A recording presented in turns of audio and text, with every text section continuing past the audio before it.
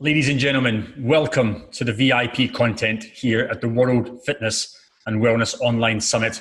Next up, a fantastic interview with Jonathan DePotter, founder and CEO of Behold Retreats, as we discuss the future of plant medicine therapy.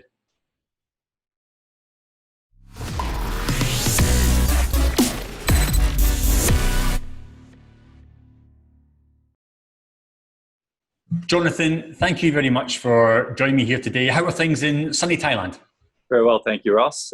Very well here in Koh Phangan. Now, perhaps for those that don't know about Behold Retreats, could you give us a quick rundown on your company and what exactly it does? So we provide holistic wellness programs that incorporate plant medicine retreats. The plant medicines that we work with are ayahuasca, psilocybin mushrooms, and the San Pedro cactus, which are three of the more commonly known plant medicines.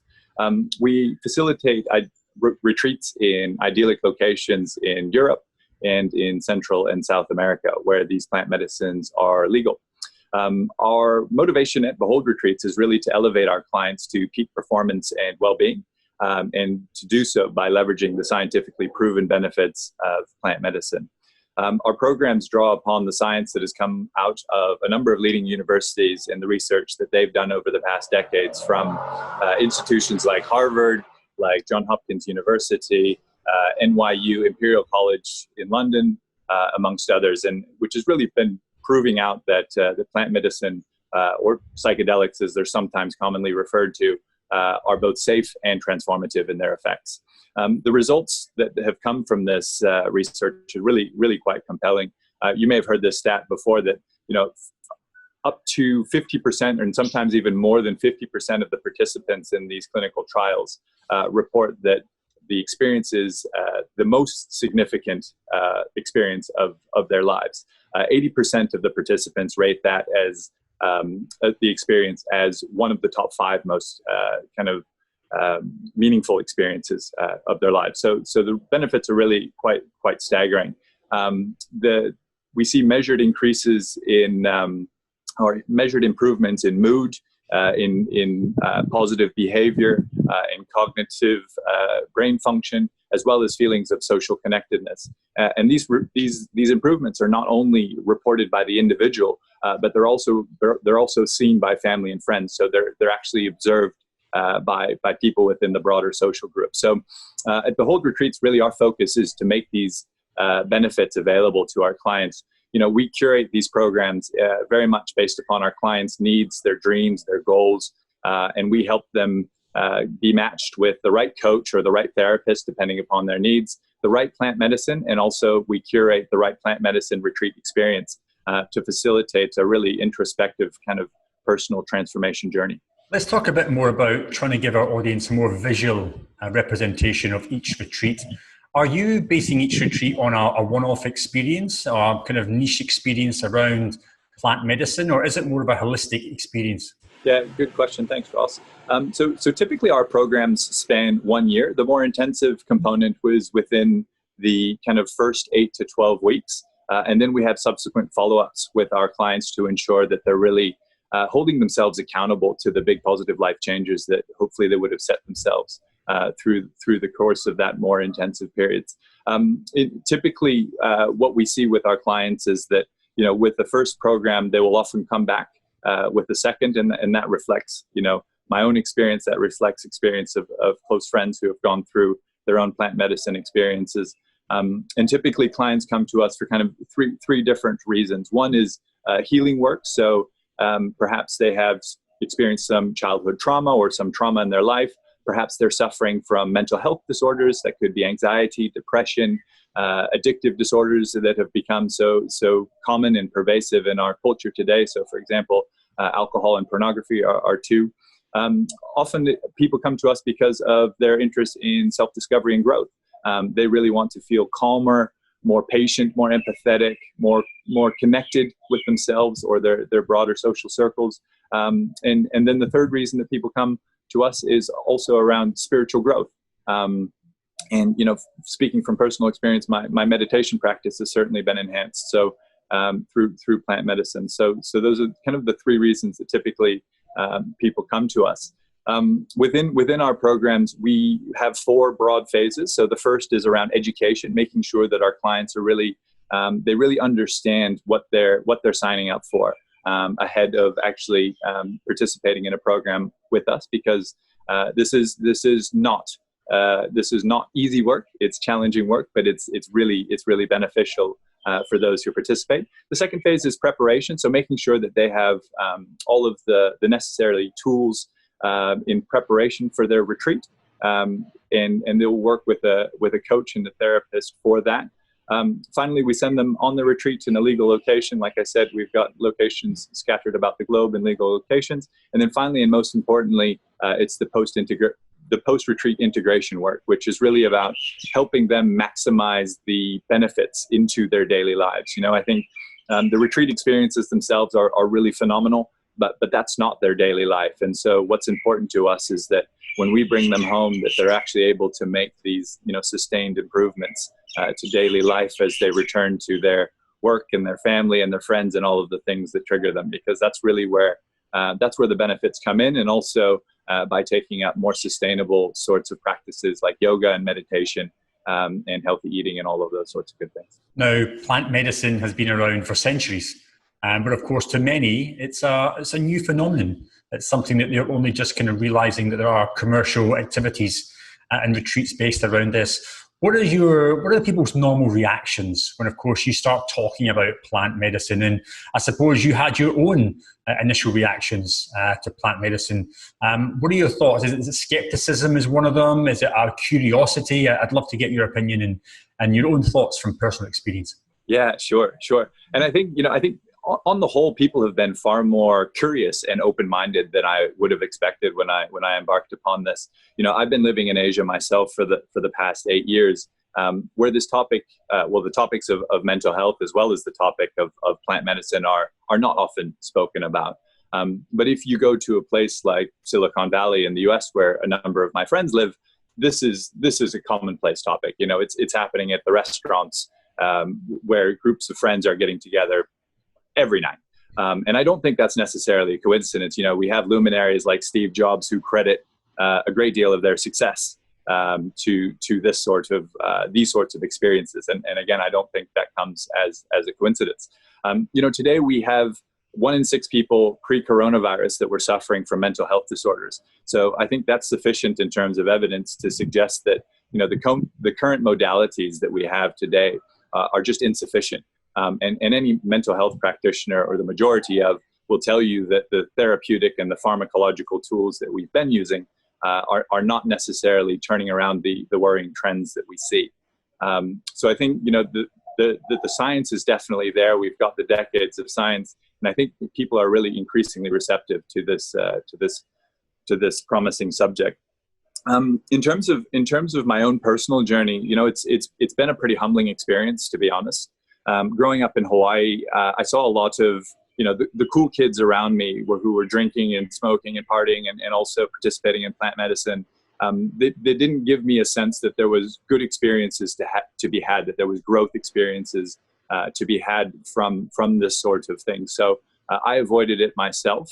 I also come from really quite hippie parents myself that led me to wholly reject things like meditation, things like yoga, early in my life, and so it's been interesting because that kind of led me to the path of corporate strategy consulting in Hong Kong, and then subsequently with plant medicine, kind of coming back cap in hand to my parents and saying, you know what, you were right about a lot of these things, and I was wrong. So that's been an interesting experience for me, and so.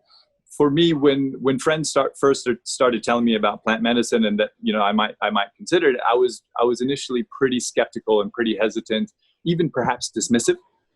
But with some encouragement, I was able to overcome my trepidation. And I went into my first ayahuasca retreat a bit of an angry atheist, and I came out something that was a little bit different, if I may say. And I was shown during my retreat very specifically and very directly how my mindsets and my behavior were holding me back in life. So it was like I said, it was a very humbling experience. I've grown and benefited immensely as a result. But after the retreat itself, I was a bit lost for words and not exactly quite sure what to do with the experience. And so, that really speaks to why I've been so strongly motivated to establish Behold Retreats, because with such a rapid change in thinking in such a short period of time, I think it's very important that people are well guided and well supported through such an experience. I personally probably did not realize a number of the benefits that were actually available to me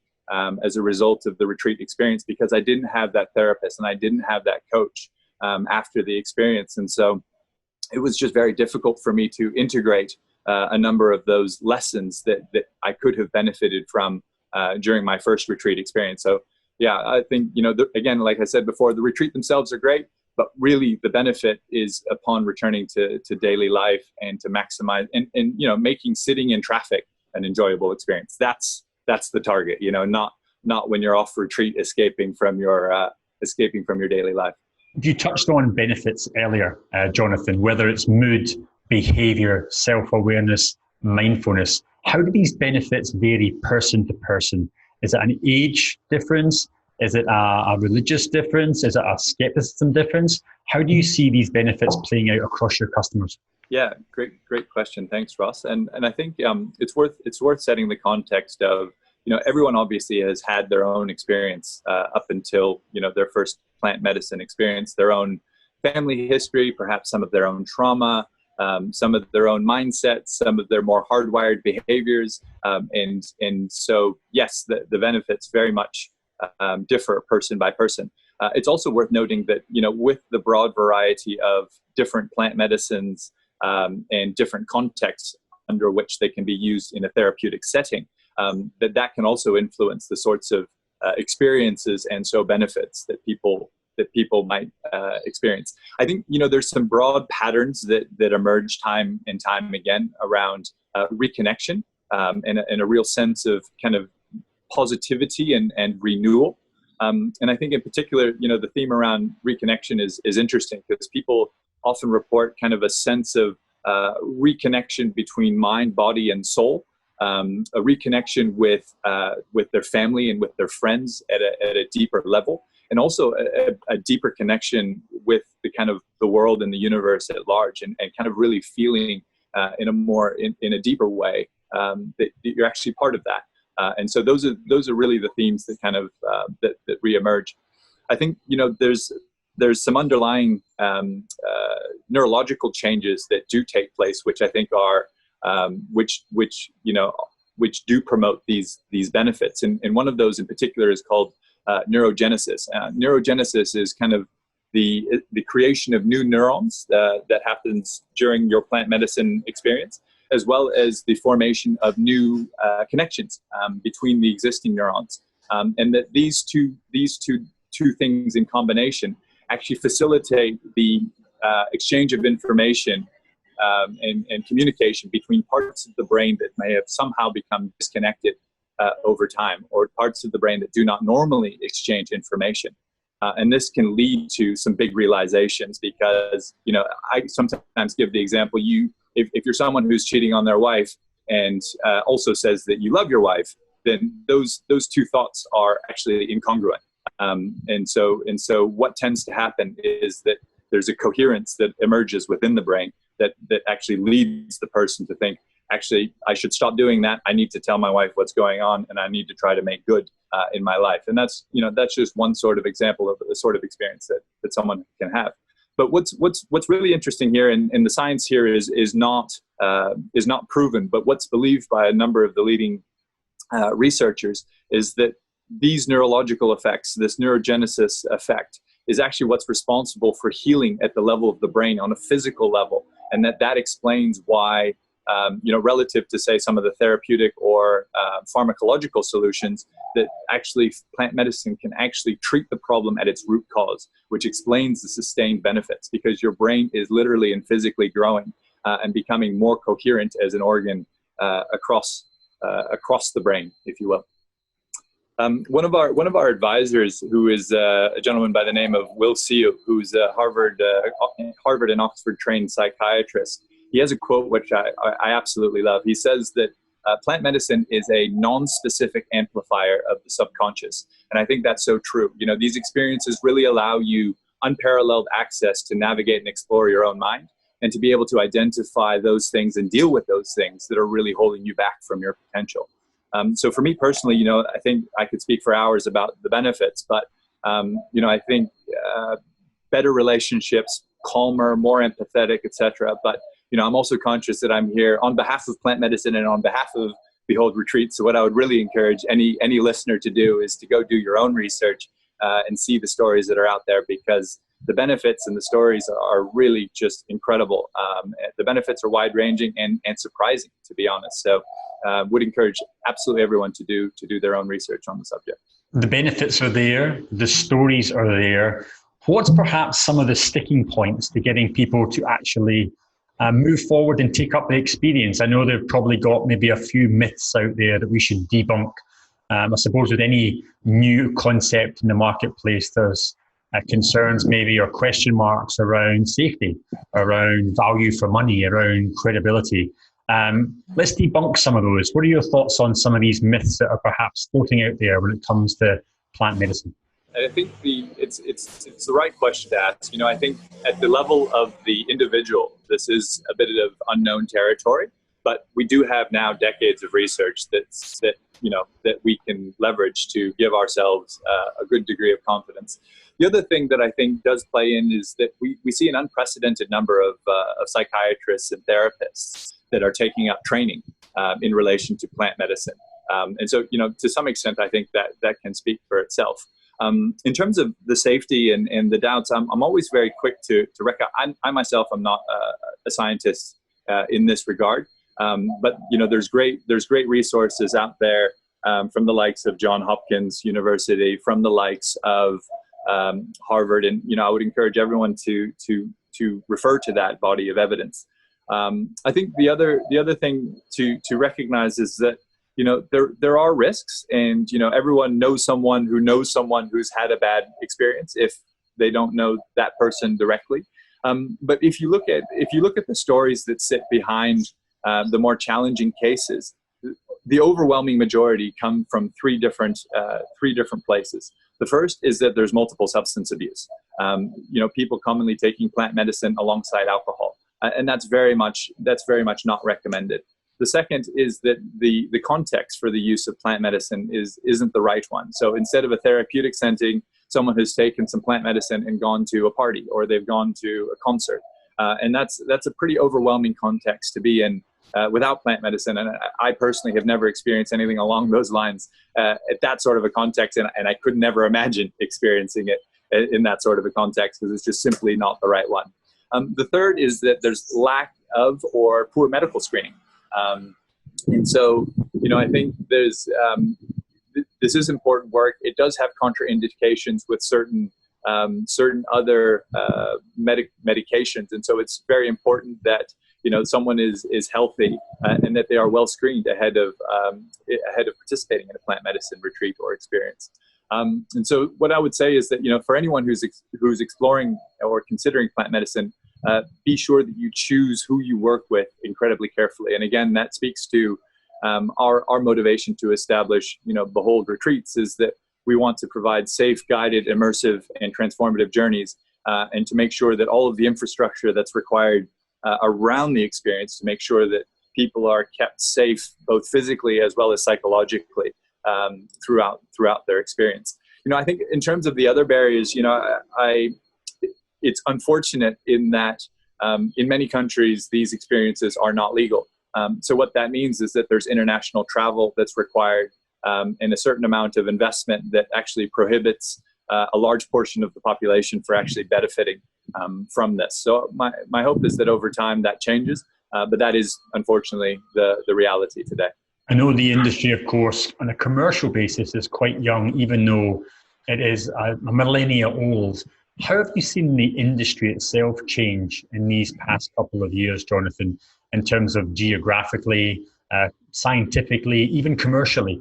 And what are your thoughts in terms of what's next for the industry over the next couple of years? So I think there's, you know, in terms of legalization, there's a lot happening in North America and Europe. In Central and South America, as well as parts of Africa, there's always been a plant medicine tradition that spans back hundreds, if not thousands of years. But North America and Europe had, in large part, as well as Asia, has in large part fallen victim to the 1960s war on drugs that was spearheaded by the U.S. And so there's a great deal of irony that actually the U.S. is actually becoming first in terms of the legalization of all of the policies that they push the rest of the world to adopt. But it looks like now MDMA, which is a psychoactive that has been used in the U.S. and is now in phase 3 of clinical trials, it looks like by 2022, if not 2023, nationwide MDMA-assisted therapy will be legalized in the U.S. And alongside that, they're planning for about 350 clinics to be opened up nationwide. So that's super exciting. And you know, the Food and Drug Administration in the U.S., which is known to be pretty conservative, has recently described this as breakthrough therapy. So they're seeing this as a real hope for improvement in mental health. And I think, you know, with coronavirus, as well as a number of the other challenges that we see emerging in the U.S., that Trump, for all of his faults and all of his everything, he's really shining a light on some of the deep rooted issues that are in America. So I think, you know, we see a number of legalization initiatives. So now in Oakland, California, psilocybin is decriminalized. In Santa Cruz, California, in Denver, Colorado, there's a statewide ballot that's up for Oregon that looks very promising, as well as a number of either statewide or nationwide initiatives specific to plant medicines that are gaining some pretty solid traction. Canada has already legalized a few specific things, and there's a lot happening in terms of the investment in Canada in developing new plant-based medicine products as well. And in Europe, there's also a number of legalization initiatives, and plant medicine has been broadly decriminalized in Netherlands, Portugal, and Spain, which is another set of locations where we facilitate our retreats. In terms of the science, that also is growing exponentially. I mentioned a number of the leading universities earlier, but that's really expanding out. There's now within Asia Pacific, there's Australia and New Zealand are pretty progressed in terms of their own research, which is a real precedent to legalization. Here in Asia, we still do have a bit of a gap, and that's in establishing Behold Retreats. A large part of my motivation has been to try to actually find the right channels to begin to have this conversation in a constructive way. These are sensitive subjects in the region, but the science here is just so compelling. And here in Asia, we have a medicine tradition which is rooted in plants, and these are simply just plants that have been used for hundreds and thousands of years in a medical and a therapeutic context. So. Very excited to see how we can explore the right ways to introduce this important work here in the region. In terms of investment, there's a ton of money going into the plant medicine industry. Estimates show that by 2027, this will be a $7 billion industry globally, which is huge, and the industry is growing at about 17% per annum between now and then. So. Huge growth, and a lot of real heavyweights backing this space. So many people will be familiar with the likes of Peter Thiel, with Tim Ferriss, many other of the forward-thinking investors that people look to in terms of their thinking are very pro plant medicine, if you will. Well, there's a growing market and easing of restrictions across the world. Where do you see Behold Retreats evolving to in the next couple of years? What's your vision for the future for your own company, Jonathan? Yeah, so at the moment, our real focus is on providing world-class transformative experiences for our clients. That is really our guiding light. We really want to be a force for good in this industry. It's the industry itself, as I mentioned before, is emerging and evolving very rapidly. And to be a force for good, we think that that focus on a really exceptional customer experience that maintains the highest standards of quality and focuses at the level of the individual and their transformation and their journeys will yield all of the necessary benefits for us downstream. I think we definitely see a lot of opportunities for future growth and expansion into new areas. But at the moment, we're really focused on establishing a client set that's got these transformative stories, and that the testimonials will speak for themselves over time. We are looking for a small number of collaborative partners who believe in the sorts of work that we're doing. I think for the partnerships that we're looking for those that it's 1 + 1 = 3, where there's real opportunities for us to benefit one another.